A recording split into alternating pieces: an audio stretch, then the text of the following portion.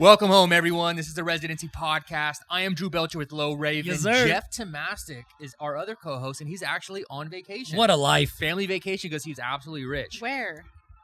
I think it's in town, but they're doing like a little staycation. They want to be bothered. I respected it. So, right. Jeff Tomastic, he's on vacation. Residency, we're here to bring you the biggest guests and stories in entertainment, business, pop culture, and sports from our brand new studio on the Las Vegas Strip inside the Mandalay Bay Sportsbook. Make sure to subscribe on Apple, Spotify, and YouTube. This episode is brought to you by Mandalay Bay. The NFL season has been crazy so far. Go Raiders. Lowe's going to hate that because he's a 49er fan. Do not forget that the Bud Light Beer Garden between Mandalay Bay and the Luxor is the only place to enjoy the pregame and postgame for all the Raiders games. Tons of food, music, big guest experiences, and we will be there all the time to hang out with you guys. Except Lowe, because he's never been there. I've only been there. I can't think of a band more legendary than the Rolling Stones, and their No Filter tour is coming to Vegas on November 6th. Make sure you check out that once-in-a-lifetime experience. Also, if you've never been to Park Theater at Park MGM, now is the time to make it happen, especially with the Foo Fighters performing on December 2nd. You like the Foo Fighters? Food? Foo Fighters. Oh, Foo Fighters? I've heard of Come on, Lo. Anyway, come see us at our studio at the Mandalay Bay Sportsbook anytime. Back to the good stuff. We have a very special guest today. Yes. Arguably one of the leaders and pioneers and faces that has been paving the way for female fighters and mixed martial artists. One of the most famous fighters in the game, former Strikeforce and UFC bantamweight champion, mommy badass, and yet another guest that can kick both of our asses. For sure. Miesha Tate, welcome to the show. Welcome. Hey, how's it going, guys? Was that intro good? It was excellent. I loved it. You nailed it. And just had to jump in and interject myself a little bit earlier about vacations, because when I'm in the height of my training camp, like I am right now, that's like all I do is I just dream about like going vacationing somewhere, getting escaping away. all the madness and the craziness. I just finished sparring. So like when I hear about people on vacation, I'm like, where can I daydream that I want to go next?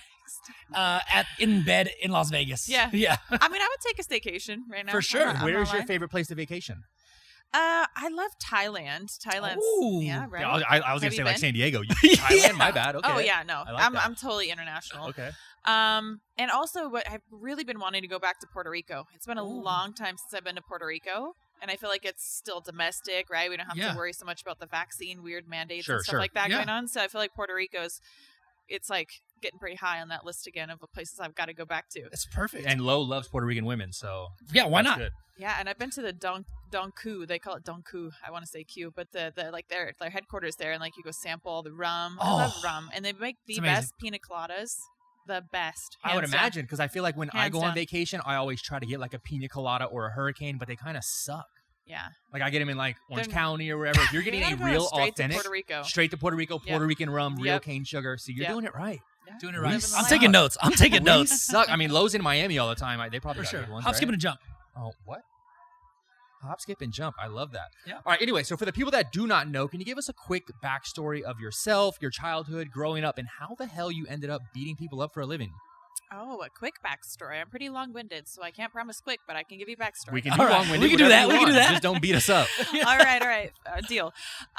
Okay, so I was born in Tacoma, Washington. Okay. I grew up there as a, I don't know, outdoorsy sort of tomboy girl. And when I went from middle school to high school, I was always into sports, right? Sports seasons changed. All of a sudden, basketball and wrestling was all that was offered in the winter. And basketball is just not my sport. We all have a sport that we just suck at and you just don't want to play. For sure. All have that one sport. Like, that is not the one for me. Like, basketball was clearly not the one for me. But I want to play a sport. And so my best friend at the time, her and I were like, what are we going to do? And she's like, how about going out for wrestling? And I'm like, what? I was like, they don't have a girls wrestling team. She's like, yeah, I know, but I don't think they can stop us. Ooh. And so it kind of like planted a little seed. And I was like, maybe she's right. Like, if they don't offer a girls one. So I went home, asked my mom. My mom was like, I think you're crazy, but go ahead. I'm not going to tell you not to. Like, gotta love my mom for that. She was always like, yeah, fuck it. If they can do it, we can do it. You can do it too. Yeah. Love that. So I went out for wrestling the next day, got my ass kicked. She got her ass kicked too. So we had a lot to talk about after that practice, for sure, between the mat burns and everything like that. But it was so hard, but I liked it. It was very intriguing to me, and I just kept coming back every day. And 4 years later, I was still wrestling. And sick. Yeah, then I went into college. I was so adamant to stay at a place that was sort of close to home, so I didn't wrestle in college. But I did discover MMA in college. Got it. So I guess that was meant to happen, For right? sure. So I discovered MMA, started fighting. Crazy first fight. I actually just like with 3 weeks of training decided to take a fight. 3 weeks Just 3 in. weeks? Just 3 weeks. Yeah. And before that, I was very adamant about it. Like when I got into this club sport, I started learning jiu-jitsu, right? So you learn rear naked chokes and arm bars and triangle chokes. And I'm thinking, well, this is great because I already wrestle. I'm comfortable on the mat. This could be fun. Like I like this add-on. Did not want to punch anybody in the face. And I certainly didn't want to get hit in the face. For sure. Who wants to Yeah. do No that? chance. I'm not an angry person. Yeah. Like, why would I want to do that? But then I went and watched amateur fights for the first time I was there live. Like, I don't know if you guys remember your first experience with like going to a live fight. Like, did it like get you like it did something, you know? Like, Yeah, Yeah, I the was energy. for sure. Yeah, for I was sure. just like so into it. Like I was sweating, like my blood was, my blood pressure was up. Like I was just so into it and really drawn to it.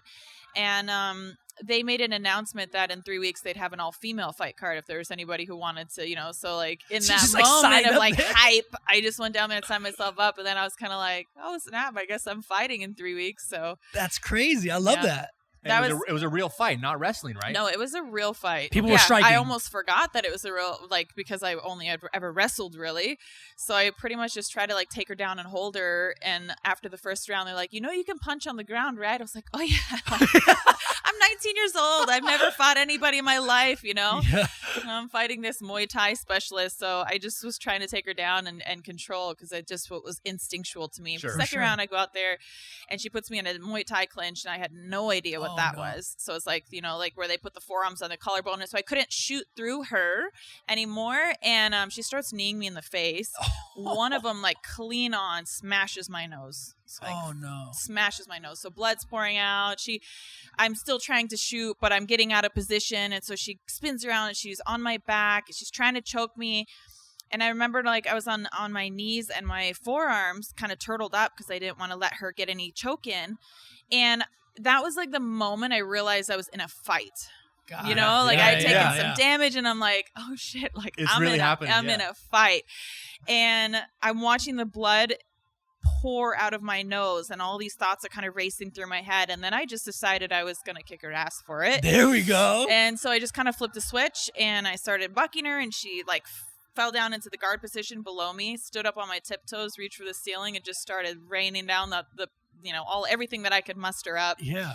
End of the second round. That's where the second round ends. And because it was an amateur fight, mind you, way back, this was in 2006. Okay. So it was like at a reservation. There were no Sure. doctors. Yeah, It yeah. was very like, So anyways, my corners wouldn't let me. They didn't want me to go back out for the third round because Okay. my nose was so Oh, no. like disassembled. And it's probably a wise decision, but it sucked for me because I finally figured out. I finally knew what I was there to do. Yeah. So, but yeah, that was how my first fight went. Took an L and a but broken nose. were you hooked after that? Oh yeah. Yeah. Even with getting your nose smashed? Oh yeah, because I was more upset that I knew I could have done better. Okay. Because Yeah. I figured it out in like midway through the second round, like how to fight.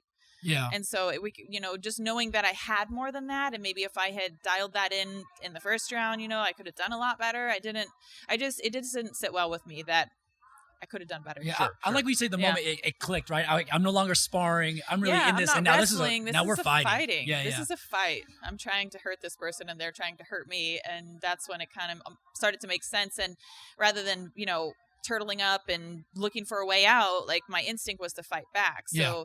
I thought that was a good sign, and I was like, I Yeah. think I could I got definitely do this better. I love that. I love that. So how did you transition after that first fight where you got your nose smashed and ultimately took an L, so to speak? How did you transition yourself and switch up your training to prepare yourself for your next future fights? Well, I actually trained for a long time before I took my second fight. Got it. I just had never really thrown punches. I didn't even know, like I said, I didn't know what a Thai clinch was. Sure. I didn't know how to defend it. It was so unfamiliar to me. So I just had such a limited aspect of mixed martial arts being just a wrestler. Mhm. So I just trained for quite a while before I took my next fight. When I say quite a while, it was probably like 6 months. Yeah. I mean, it wasn't like that long, but and then I just like slammed like 5 fights in 6 months. Whew. That's so many. Yeah, and I was, I won all my next 5 fights until I went into a tournament, and then we fought more than one fight in a night, and I That's lose in my second fight. But yeah, that's wild. Where did the nickname Cupcake come from? so originally it was takedown, and I guess that was just Takedown. because of my style of fighting. 'Cause Yeah. Most women didn't have a wrestling background at that time. Most Sure. of them would come from more striking or jiu-jitsu, so I think it was something kind of unique at the time. And then it transitioned to Cupcake early on also in my career because it was like people making kind of like teasing me, like making fun of me a little bit. Like you don't want to be the cupcake on the team. You don't want to be the cookie on the team, right? You don't want to be like that person. So they would tease me a little bit like, oh, she's the cupcake. And it kind of fit with like how I felt like other women or maybe people in general, but certainly like women who are going to fight me. Yeah. A lot of times thought because I was more feminine in ways, like I would wear dresses and have my nails painted and my hair done and wearing makeup and stuff, Sure. that I kind of was an oddball in wanting to do the sport. So I think they didn't take me very serious, you know. Yeah. She's a cupcake. It's cool. It's like owning up to the people underestimating you, right? 100%. Yeah. And just flipping it like, all right, I'm Cupcake, but watch the Cupcake beat your ass. Exactly. I love that. That's exactly. incredible. So it's just embracing the irony of it. I thought it was because you like to bake like cupcakes. Well, there's that too. It fits in multiple ways. There we like go. that. I love that. For sure. I love that. So you were on was that considered like the amateur circuit before you moved up and turned pro? Yeah, so I had 6 fights as an amateur, and then I fought. Then I turned pro in like 2007. So it was pretty quick. Still, it was only about a year. I was the amateur. So you had some crazy fights coming up. You were the Strikeforce champion. Dana White had said that your fight with Ronda Rousey in the Strikeforce was one of the main reasons UFC had brought on women's MMA. What does that mean to you as being one of the pioneers? It's honestly, it's so weird to me now when I think about that being such a part of that transition, you know, because at the time you don't realize that. No, you don't you realize don't. what you're doing. You don't know how it's going to be impactful. So I look back at it now and it's kind of like, oh, it's pretty cool. I'm just humbled by it, I guess. I'm really honored to get to be somebody that looks back on their career and still be doing it, you know? I mean, I kind of was in that infancy part where we were fighting for breadcrumbs. Nobody was taking it serious. It was a back in the day, spectacle. It was like people were yelling things like, oh, you know, like let a titty pop out. You know what I mean? Like Oh my that was God. like the commentary. Like Let a titty pop out. I like that. All right, Like, there we I'm go. serious. It's funny, but at the same time, that was the kind of shit we would hear Sure, from the audience. Like it was not serious. It was like the gimmick on a real fight card, the women's fight. That's crazy to think that and how fast it transitioned, right? Once people start really getting their butts kicked, I can't imagine UFC now without it, right? There's so many incredible fights, so many incredible fighters. It's like, I can't even remember back to when it was like that because everything that's happened so far is like humongous moments. That's awesome. Yeah. So being a part of that, having the perspective, I guess, that I have is really cool because I don't think that many women can have that same perspective from the very beginning to still doing it and getting to the very, very top, you know, capturing a UFC belt, you know, that was about 10 years in the making from my first amateur fight. It was like almost 10 years to the month. Incredible. That's wild. And we can talk about that. I actually have a question about that. You were actually champion in 2 other organizations before winning the UFC bantamweight belt. How different was winning the UFC title versus the others? Well, it was all in progression. So in those moments of time, it was kind of the biggest thing at that time. Sure. So it was freestyle cage fighting, which was a pretty well-known regional show in Oklahoma. And then you move into Strikeforce, and at the time, there were no UFC fights. There were no women fighting in the UFC. It was still Dana and everybody else like, never, it'll never happen. I remember when he said that, Yeah, like now how's he chewing on that, you know? No shit. No shit. For sure. So then when I won my Strikeforce world title, I mean, that was an incredible moment for me. And at that time, it was the best. I mean, it was the biggest. It was the best. It was everything that I was hoping to accomplish. And then the door to the UFC opened, right? So getting into the UFC and then realizing it's kind of like the false summit, you know? It's like you reach that summit at that moment, you're like, yeah. And but then you're now like, here's this. Yeah. oh, there's another mountain to climb, you know? Sure. So it was just kind of, at that time, it was my peak. And that was a great moment, but then there was bigger mountains to climb. Does instantly once that door opens, does it go, all right, I need that belt now is that the mentality, or is it like, oh, well, that's cool. Somebody else is doing that, and I'm the champ here. Is this okay? Yeah, for me, I'm very motivated to get the belt. I've always been very driven to get it. You know, I know there's more to life and more to the sport, you know, than just being a champion, but I just can't help it. Like, I want to be the best. Like, I love that. I get it. Like, I know there's more to it, but for me, like, if I'm going to do the sport, I want to be the best at it. 100%. No, I agree. If there is some sort of, I guess, belt or ring or whatever, that's why these athletes do it, right? It's like you play basketball to win a championship eventually, to get that ring. It's not, yeah, you're going to probably make millions of dollars and be cool and endorsements and all that shit and be popular, but you're play to get that ring. Play to win the game. That's why I can't agree with, like, every kid gets a trophy thing. Fuck you know? that. Yeah. Participation. I can't agree with that. Like, I have kids too, and I don't want to, like, defeat my kids' confidence or anything, but I also want them to understand that there is a distinction for hard work.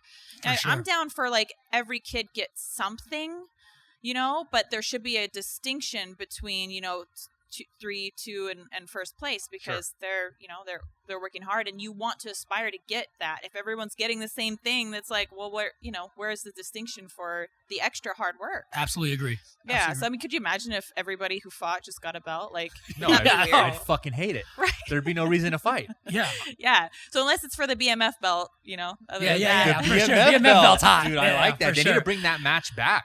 Right? They need to bring that fucking match back. Absolutely. That's rad. So you've had some unreal bouts in the UFC. You win the UFC title, then you lose the UFC title. A few months later, you lose a decision to Raquel Pennington, and then you decide to retire. Yeah. I'm out. How was retirement for you, and what was that transition like? Well, I decided to retire because I just felt like I didn't have anything left to give. It was kind of a really dark time. I was going through bouts of depression, and I was in a toxic relationship that had been part of my entire career, and just kind of came to a point where it was like, I'm human and there's only so much I can take or carry, right? And I thought that every time that I fought, I was just used to putting up with adversity. I was used to being in those dark places. I was used to having all the pressure and the personal relationship taken away. And I always thought, oh, you just show up in spite of. But eventually it got to a point where I was just so numb to it all that I just didn't show up in that fight at all. Sure. And the worst part was that it didn't bother me. I didn't care. I didn't care anymore. And that's when I knew. It's one thing to have an off day or be like, oh, that wasn't my best. It's another thing to be like, you never got started and you're okay with that because you just want to be done. Sure. Yeah, you know, yeah. and that was an awful realization, but that's the truth of it. I had nothing left to give. I barely even remember that fight week. I don't really remember the fight. It was just like I was on autopilot, and I just said, never again. I will never fight with that feeling again. And I didn't know if that would ever change. So it was just kind of, I didn't anticipate it would. You know, I just thought I was done. I thought I was burnt out. I thought I'd been doing that for about 12 years. You know, I had reached the top, and I didn't have the energy to try to claw myself back. And so I just said, you know, I think I've got to call it. Well, I didn't even think. I knew. I was like, this is, I'm done. So is that the deciding factor when you knew? Did you know that was going to be your last fight, or think that was going to be your last fight ever? Not at all. Because it wasn't that different than many of the fights before the lead up to it. It was chaos. It was stressful. It was, you know, I was in that same dark place that I'd been so many times. The difference is that time I just didn't have anything left to give. Yep. You know, I dug as deep as possible. I had already expended myself in so many ways for so long, for so many years. I just didn't have it. So I didn't show up at all. And I just wanted to be anywhere else in the world than there in that situation. So for sure. Yeah. So I retired, and I think it was the right call. Yeah. Yeah, it was the right call. How did you enjoy retirement? The first couple months, year? It was very nerve-wracking because I didn't know myself as anything but a fighter. Yeah. You know, I was Miesha Tate, the fighter. That's what I had been my whole life, my whole career. And now I was like, kind of like, just cut myself off from that. And I was like, what am I going to do now? Sure, What the hell sure. am I going to do? Reinventing Who am I? Yeah, exactly. And that's exactly what it was. You know, I went on a road trip. I grabbed my OG baby, my little dog. He's the first one. I've had him since I was 22. And we just went on a road trip. And it was a lot of soul searching, to be honest. By yourself? With my dog. With the dog. That's it. Yeah, and I reconnected with friendships that I had kind of like let fall away, and you know, without deep diving into the relationship aspect, you know, it just became toxic on many levels, where a lot of those relationships that I had before with friends and family were kind of separated from that. Yeah. So anyways, getting away from that, I kind of was starting to reconnect things and learn more about myself again, and what decisions would I make for me, as opposed to what decision would I make according to, you know, what this person's influence is or what they think is right for me. So it was a lot of self-exploration. That's really what it was. And then what changed from that trip? What did you bring back from that trip that kind of put you on that forefront moving forward? I think that was where I just started to realize how to be my own person again. You know, and That's great. Yeah, and it sounds kind of, you know, almost maybe silly, like, oh, how do you not be your own person? How do you not know? But unless you're in that situation, and I think sometimes that women find themselves in that situation just because I think it's in our nature that we want to be a part of that partner's life. We want to please, we want to, you know, do these things, Sure. and, you know, just part of being a good partner. But when you don't have that support back, or you realize maybe that you've been manipulated or misled, it's very eye-opening. So Absolutely. I guess that was it. Was I had actually already exited the relationship before my last fight, but still had him. He was my head coach also. Yeah. So that's where the dynamic gets really not sticky. Good. Yeah. Really sticky. Sure. So I had already exited the relationship, but I still had that one fight left, and it was just a disaster. So I still had him as the coach, and it was awful situation. And so I just cut myself off from everything that was kind of the security blanket, because I thought, you know, it's a good saying is if you want something you've never had, you've got to do something you've never done. That's so true too. It is so true. For sure. So fucking true. Right? Get out of the cycle, get out of the comfort zone. That was it. 100%. So I just threw myself into the deep end of like, I don't know what the fuck I'm doing, but I ain't doing that anymore. And I'm not doing that anymore. I was like, and that doesn't feel right. So I just did all the things that I could to try to make myself feel a little bit better. So like, sometimes I describe it like if you're in a room of pitch black and there's a pinhole of light, just run at it. You know what I mean? Like for me, that's like when you're in those dark places, or you know, mental illness, depression, whatever. Usually there's a pinhole somewhere, and it's like you just got to run at it. And that's what I did, because I didn't know what the fuck I was doing, honestly. Sure. I didn't know how I was going to make myself better. I was very nervous and very insecure at the time. I didn't know who I was without being this fighter. But I just did the little, you know, daily step at a time, just running at those pinholes of light until eventually I was, you know, out of the darkness, so to speak. Incredible. Do you recommend traveling by yourself to find yourself, or soul search for anyone maybe going through something dark? For me, it was a game changer. Because I've never done it, but it's it was a game changer, because there was no one for me to. I had to just rely on my own insight. You know, there was no one for me to be like, hey, what do you think, or what should I do? So it was a matter of me getting my feet back under myself, right? Kind of forcing myself into a situation where it was all about me, and I got to be really selfish, and I got to just do whatever I wanted and be with whoever I wanted and hang out and reconnect, you know, and. Yeah. That was awesome. I mean, I just would like drive, and I started in Kansas City, and I drove to Colorado Springs. I hiked there all over Colorado Springs. Wow. And then I drove to Vegas. I did a quick pit stop because that's where I was still living at the time. Sure. Yep. Packed up my things, and then I drove up the 101 up California coast. Oh, rad. Slept in my car on the beach, like just Come whatever on. I wanted. Yeah, like yeah. I just, you know, would stop at a winery and like go wine tasting for a little bit. By yourself? Oh yeah. I love That's that. incredible. All of it by fucking go. myself. You All should of have it. vlogged this. Did you vlog this? No, You should I have. know, right? That's You what I should mean. have I was talking vlogged to you guys about social media managers Yeah. before this. I'm Yeah. like, I definitely That'd need have been one. amazing. Oh my God, you should have it vlogged would have this. been. It would have been really an interesting. What you don't know is going to development. come out on Netflix in like 2 years. She's like, I I'm just know, kidding. right? I had all the content. Yeah. I had this great idea, Netflix. Oh my God. So let's talk about Singapore. You said you lived in Singapore. When did you move to Singapore, and why did you move to Singapore? So I will tell you about Singapore, but I feel like in this succession of the story, the continuation, right? So I met Johnny before we moved to Singapore, and you guys used to work together. I've at known WET, Johnny Nunez for almost going on 10 years. Johnny's here sitting. Wow. Also another person that can kick all our asses. For sure. But yeah, I met Johnny 10 years ago. We both worked together at Wet Republic. So Johnny and I have had some wild nights. And then, so you guys meet. Yeah. So we met. So it's funny because we had been training in the gym for like at least a couple years. Oh, wow. So you had known each other before that. So yes, we did, but not well. He thought I was stuck up. Oh, Okay, I like okay. it. Here we go. Now we're getting juicy. I like that. And I didn't know who the hell he was, so maybe I wasn't. Yeah. bro. I love that. Who is this guy? Oh my! Who the fuck is Who that is guy, that guy? dude? Yeah, Come for on. sure. So yeah, so you guys used to work at Rhett, right? So when he worked at Encore Beach Club, one of our other friends from the gym, who'd been a long time friend of mine, invited me there. And so I went, and he's like, oh, by the way, Johnny works here, Boston works here, a couple of the other guys from the gym. And I was like, oh, tell him to come say hi. And then when Johnny came up, it was the first time I was single, and first time I looked at him outside the gym, because I don't go into the gym. I mean, the gym is full of hot dudes, like and hot women. Like, I mean, they're just like it's the place where if you want to go see some ice candy. So I go in there and I'm just like, I got my shit to do. Like I got faces to punch, and like I don't really pay attention to anything else. And so anyways, when I saw him at Encore Beach Club for the first time, like he was wearing these polo shorts and a polo, and the color was perfect on his tan skin, and he was at the jawline to kill for days. And I was like, dang, he is a handsome guy. Like, what a good looking guy. How did I never notice this before? And so I invited him to come to dinner with some friends later, and he almost didn't come because it was the end of, what was it, Labor Day weekend? Yeah, Monday at the end of Labor Day weekend. He was working all weekend. Yeah, he was, probably crushing some doubles, Oh, yeah. Tired. So he was like, I almost didn't go. But it's a good thing he did, because when he showed up, we just got lost in conversation.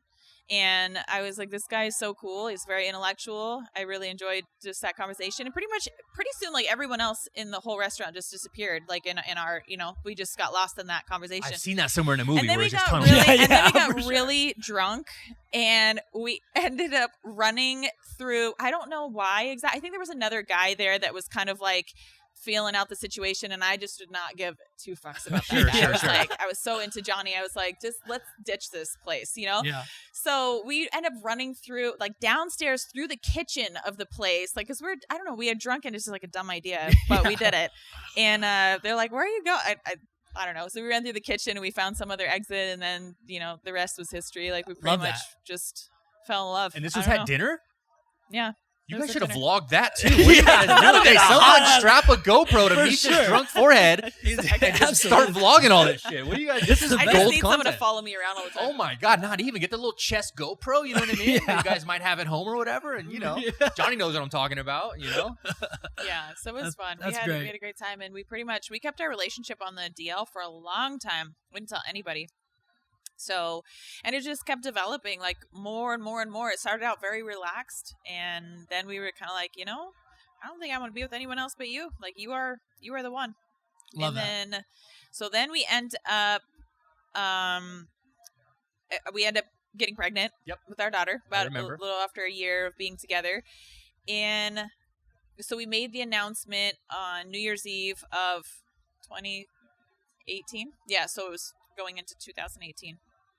And we made that announcement, and that we were a couple, because nobody even knew.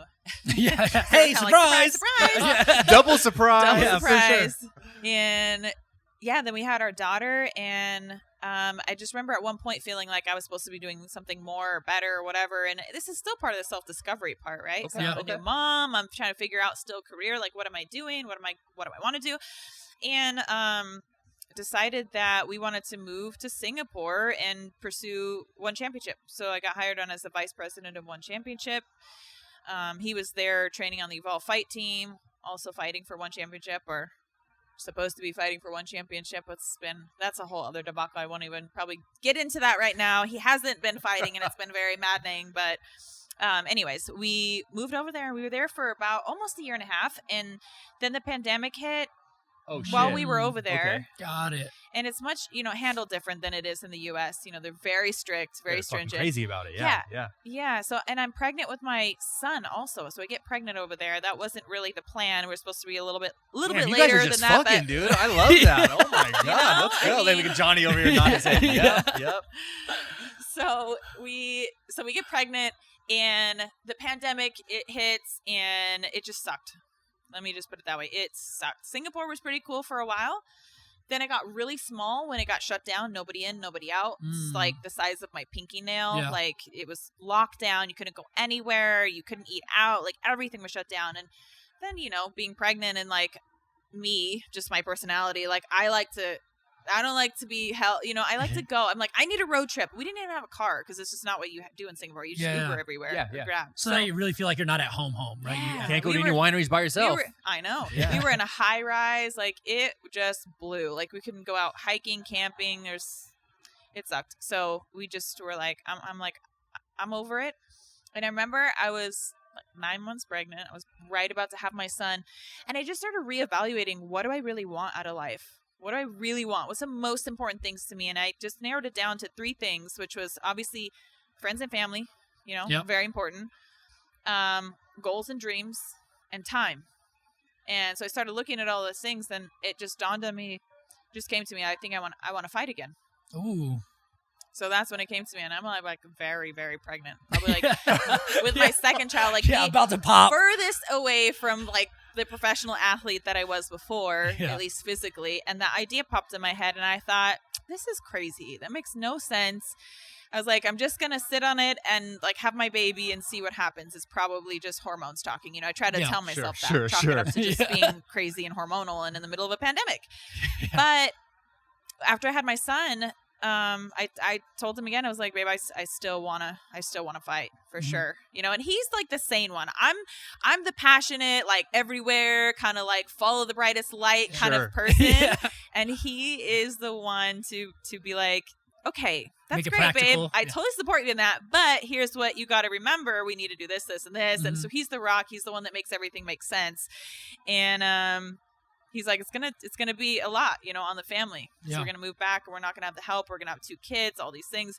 He was so right. It's really tough. He was very right. Yeah, I mean, we had our sons, I think, around the same time. My son's 18 months, so around the same time. And during the pandemic, it's fucking tough. I couldn't even imagine having my son overseas where I don't know anybody. Yeah, and our daughter was 2 years old. So she was just going stir crazy. We're in a high rise. Yeah, I mean, you couldn't even go outside. Like, even the private pool of like the condos where we lived at closed. Yeah. You couldn't go anywhere. You couldn't even go out at your own condo? No. Oh, that's horrible. I mean, so was that just being stuck around and being locked down during the pandemic, just sitting on the couch all day, watching the bullshit news? You just wanted to fucking fight? That made me crazy. All the news at that time, I remember I would be like, I was so emotional. I'd be like, I can't. Like, I'd have to go into the room because I would just cry because it was just too crazy for me. The world was so nuts when all the looting was going on and people were being all violent. It was awful.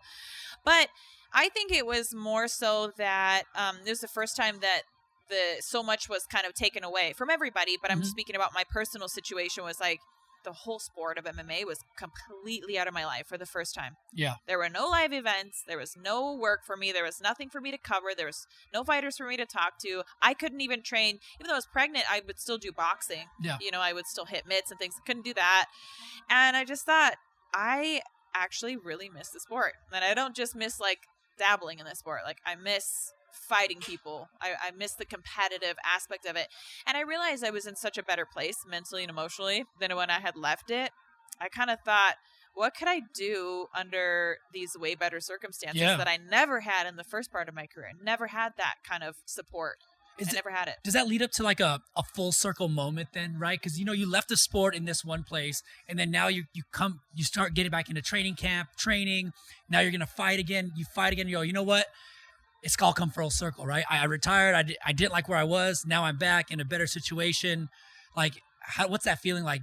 Was it a full circle moment? Like, hey, this is the right place I'm supposed to be again? Or what was it for you? Yeah, I think the full circle was really made after I came back July 17th and I fought Marion Renault, who she had never been finished. She had lost a few fights, but she had never been finished. And I finished her. And after that win, I was like, man, because I was nearly 5 years, almost 5 years since my last fight. 1,709 days. Woo!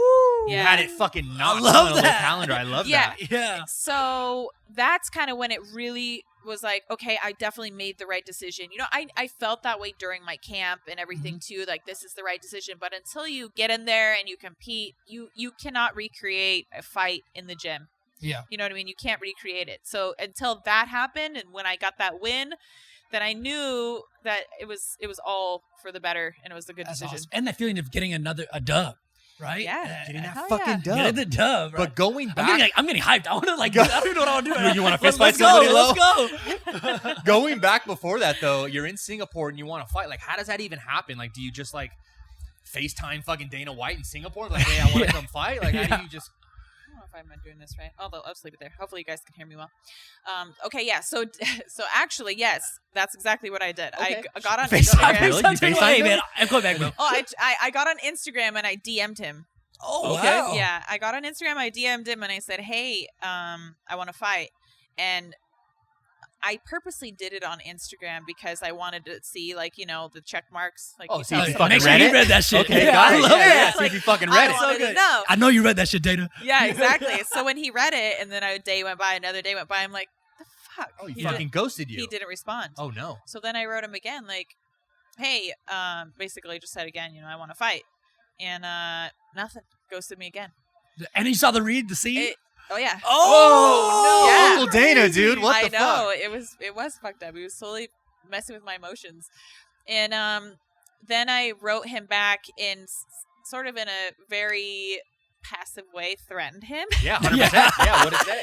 I was basically like, hey, if I have to come over there to your office and like track you down, like and see you face to face, like I'm not joking. I'm serious. I want to fight. And he said, come home.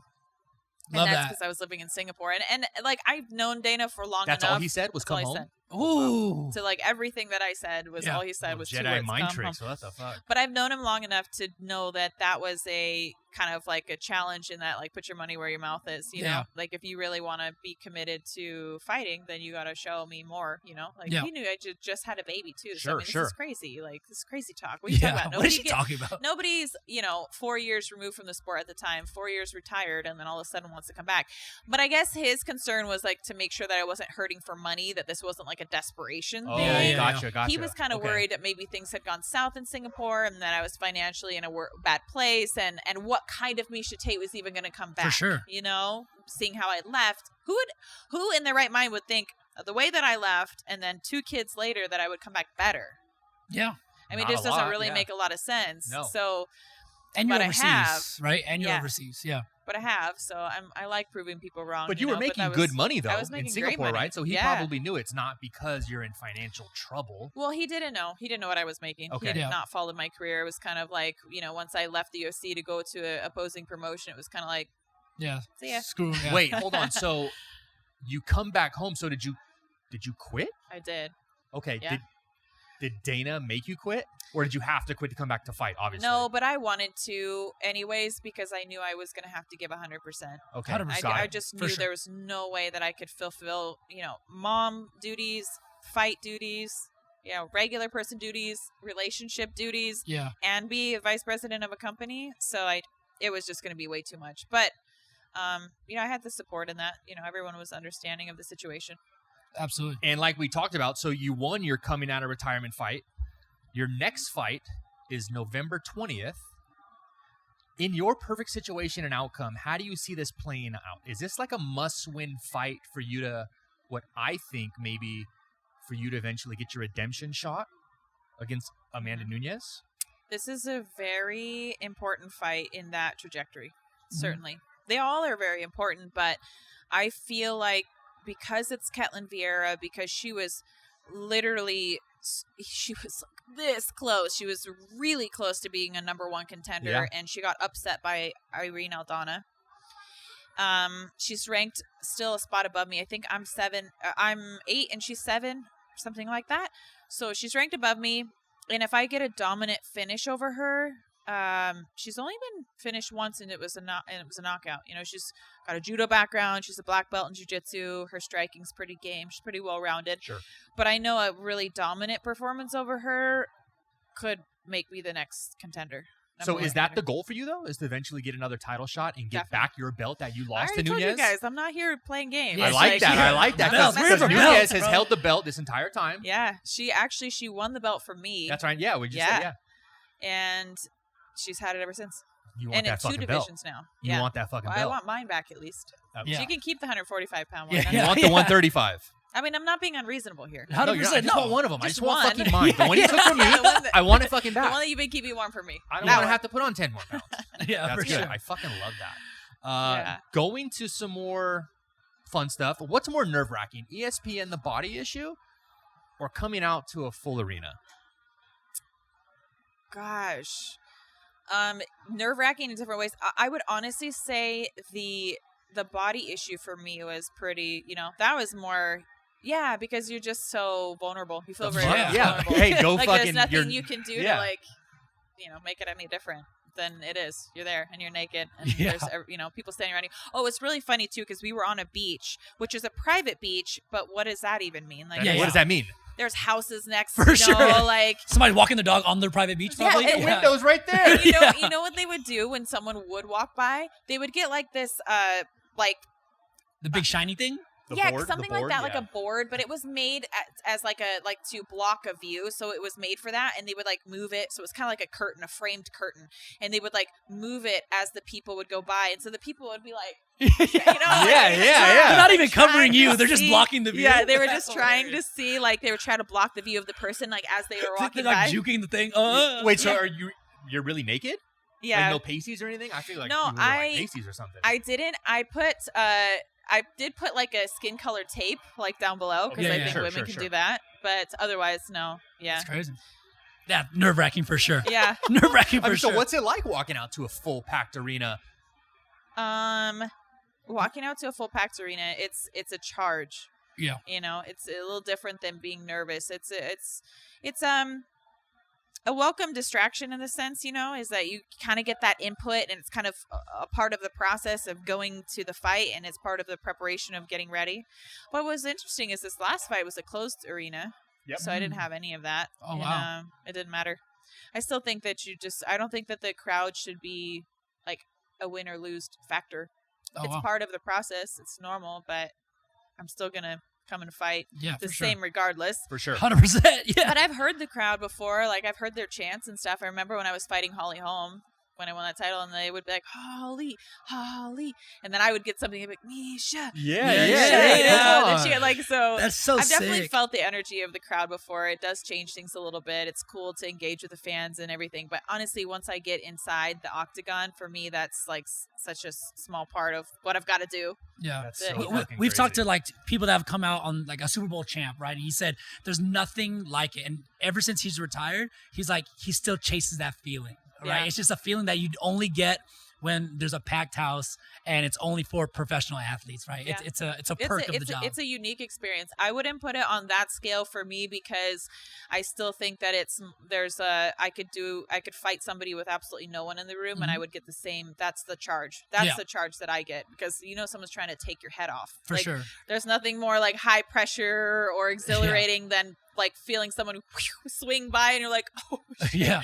that one almost got me. And feeling like the cage close behind you, woo! right? Yeah. So I mean, that is the rush for me, and the crowd is certainly a part of it, and I enjoy that. But for me, it's the fight. I feel love like you're that. so right because it's not like competing like if you're a basketball player or a baseball player It's or even a different. football player to It's where different. at the end of the day, like that's a game. You're not Yes. trying to kick someone's ass and rip Exactly. someone's Yeah, head for off. sure. That's Much different, different. and it's a team sport too. Yeah. So there's a different feel to it as opposed to this is just on me. I have to defend myself, and I have to try to figure out a way to Put them down.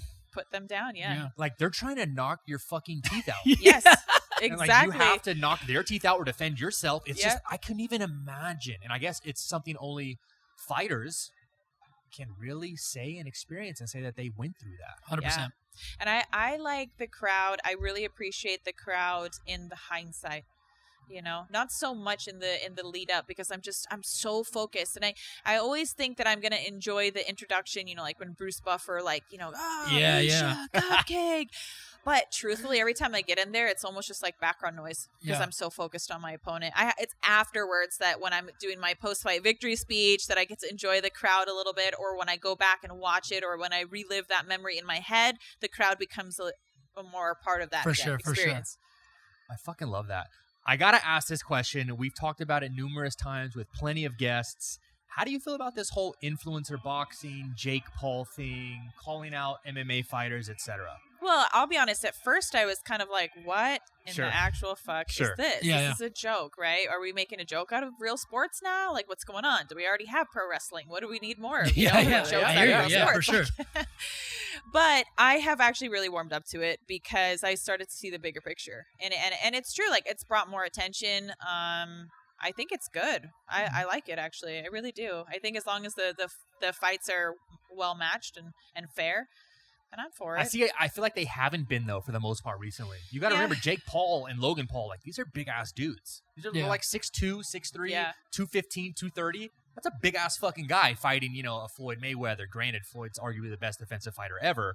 But still, like, the size difference, there's a reason there's size and weight classes in these combat sports. But that's how they make it more even, is you're right. Someone has a size advantage, but then you take someone who maybe has, like, quote-unquote, a skill advantage, and you got to try to balance it out. And that's where it could get really sticky, because some ugly matchups might come out of this, and that's where it probably would be a very bad idea. Yeah. But, when I was watching Roy Jones Jr. and Tyson fight, I loved it. Yeah, great. I loved it. I think Tyson's going to fight Logan Paul or Jake Paul. I've been hearing rumors of that, so I don't know. And That'd that's be really interesting too. Is like you don't really know, like, how do you weigh that out, and how do you make sure that it actually makes sense? So you got to take. Okay, he's a lot older, he's a lot younger. Okay, here we are, but he's heavier, Mike and is he's Mike. this, and he's that, and then you try to. But again, I think what's really going to make the most sense is dollars. That's what it's going to about. make. That's all it's I swear to about. God, unfortunately, at this point, I think it's becoming a cash grab. Yeah. Because I think they draw so much hype to these fights pre-fight. I just want to know where the Logan brother's sister is. That's what I want to know. Yeah. I wanna take $5 million There too. we go. I love that. You know what I mean? And honestly, I would fight Yeah. Mike Tyson for a nice little payday. Right? I'd get my ass kicked, absolutely, Sure. for a couple $1 million. Absolutely. 100%. I get my ass kicked on the regular anyways in practice for free. I might as well just show up, fight and get paid for it. I love that. Oh my God. I want to talk about Vegas. So you guys live in Vegas, you and Johnny. I mean, what are some things that you like to do? Your favorite things, like when it's just you and Johnny? Date night? Do you guys like, not so much with the kids, but like what does Miesha like to do when it's at the end of the day, it's just Miesha and Johnny or just Miesha by yourself? What are some favorite things that you guys like to do in Vegas? Oh, in Vegas. In Vegas, yeah, in like Vegas. out on the town. Like in not Vegas, just at out on home. the town. I was like, sleep. Absolutely. I don't want to do fucking shit. Yeah. I want That's to all sleep. these guys talk Lay about on my with kids. ultimate sack and pass the fuck out. That is definitely one of my favorite things to do. But no, out in Vegas, actually here at the Mandalay Bay, strip steak. Shit. Plug. strip Phenomenal steakhouse. Yeah. That is by far my favorite. It's where I go either every year for my birthday or Valentine's Day. Incredible. Or like a post-fight, so right around there. So when's I'll your go birthday? August. August. And 18th. So Leo? A Leo. I'm a Leo too. I'm a All Leo right. too. Here we go. Shut the fuck Oh, up. Leo my trio God. here. Yeah, I The like Leo it. trio. The Leo dude. trio. That's We're gonna hot. patent that shit real quick. That's hot. No, we'll get you a nice little comp at Strip Steak. Yeah, we'll get you some dinner over there. Oh, okay, Yeah. thank No, you. absolutely. Yeah. For sure. I just love it there. I recommend it to everybody. It's my favorite. I'm not just saying that. Like We'll anybody get who it for knows your, me will your know. post-fight meal. There we go. There you go. Done. Your Yeah. fight is end of November, right? End of November. So Yeah. we'll get it for a Actually, post-fight I've meal. been wanting to go because one of my favorite waiters, we call him Hammer. What a name. What a fucking Yeah. name, What a Hammer. name. Hammer. So he's amazing. He always takes care of Dana when Dana goes there, and Awesome. then Dana was like, you got to always ask for him when you go, and he's just amazing. So For sure. if you ever go, you got to ask for him because he's There the it best. is. Hammer. I fucking love that. Yeah. Hammer. Do you guys have any other favorite date night spots on the town?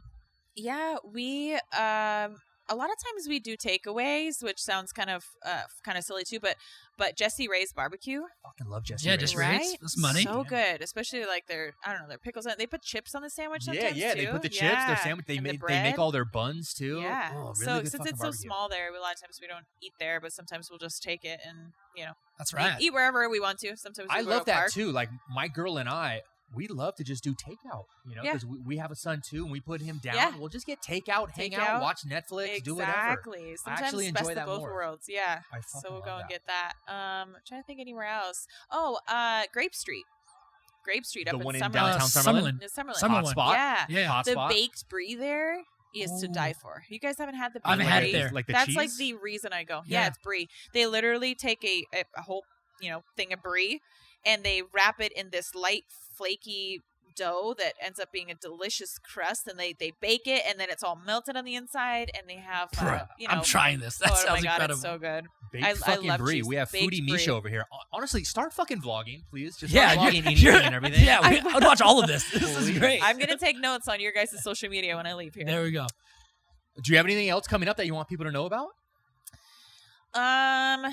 So speaking of social media, yeah, I'm getting my YouTube channel off the ground. Absolutely. So we're starting that. So if you want to see a little bit more of the vlogging and intake, I'm gonna get better at this, I promise. But we're doing an episode a week. Nice. So yeah, we're just Is it like lifestyle? behind the scenes? Is it family? Yeah, Is it workouts? It's kind of just what happens that week for me. Got it. It's very lifestyle. It's obviously a lot of it's training. We talk about the fights because since I started this, I've pretty much had a fight the entire time. So I got COVID and we dropped it for a couple weeks because I was sick. Sure, and, sure. But we're doing it again. So yeah, you can be on the lookout for that. And what else? Oh, I'm investing in a hyperbarics clinic, like a wellness clinic. Yeah. Called Desert Moon Hyperbarics. Here in Vegas? Yeah. Awesome. Going Okay. into business with some friends of mine. So Where's it going to be located? that's where we're looking, actually. We want somewhere in the Southwest. Of course. Okay. It's fucking Yeah. booming right now. Exactly. So Southwest area, but it's been difficult. It's been difficult to find an area. So we're still on the search, but very vehemently looking. So Awesome. we want that to be open like ASAP. But look, I'm all about wellness outside of modern medicine, Okay. if at all possible. Yeah. Like I'm not anti-modern medicine, but I think there's a lot that's left to be desired when it comes to like people's health and wellness.